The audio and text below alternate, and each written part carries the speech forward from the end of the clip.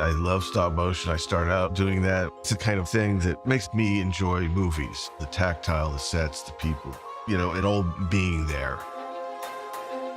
Well, I think using stop motion is one of Tim's things as a filmmaker. Growing up, he was making his own stop motion projects. He has an affinity for the art, and he realizes what he can get out of the puppets. He's an animator's director. He really understands the process.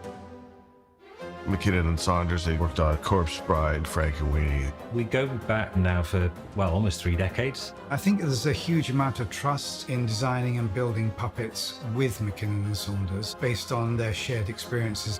It's exciting. It's like you walk in, you see the puppets being made and built and stuff. So again, it gives you a certain kind of energy that you don't get in other mediums.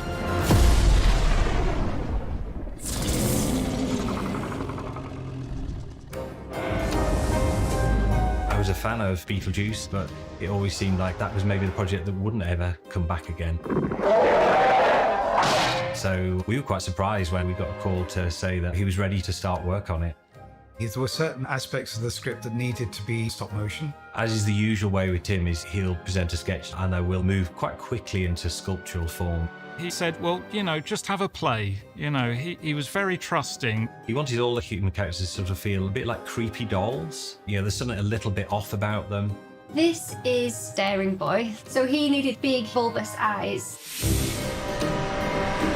The genesis of the plane crash sequence is, I think, one that's based on Tim's personal experience. He'd been on a budget airline and it had been not a pleasant experience. It's the flight from hell, basically. You've got screaming kids, you've got somebody on their phone, lager louts. Yeah, it's horrible. We're trying to choose the worst people in the world to ever be on a flight with.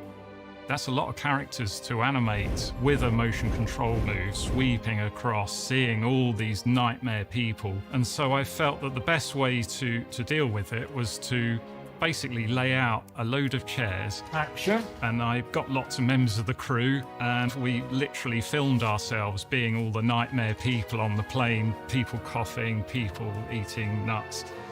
Screaming baby, this, that, and the other. And we filmed that on green screen. And then we did the next layer of nightmare people and worked our way back.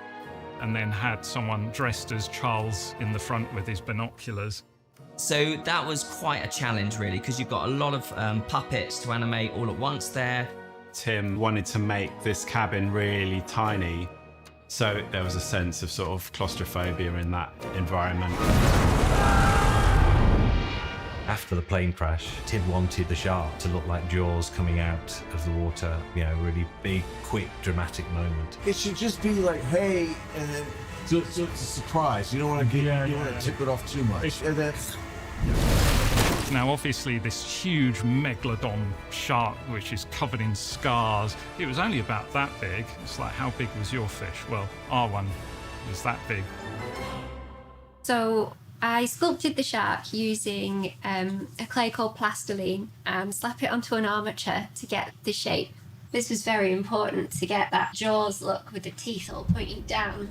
I studied lots of images of sharks, and when I started, I felt like I knew the anatomy a bit and sculpted it to reflect that. We got all the fins and teeth in the right place, and you needed the mouth open to be able to swallow one of our puppet characters.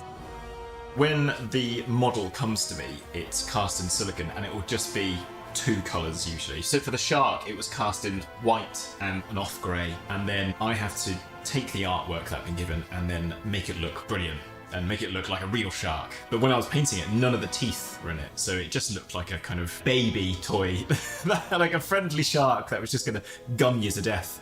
But it wasn't until the teeth were all placed in that it actually starts to look really menacing.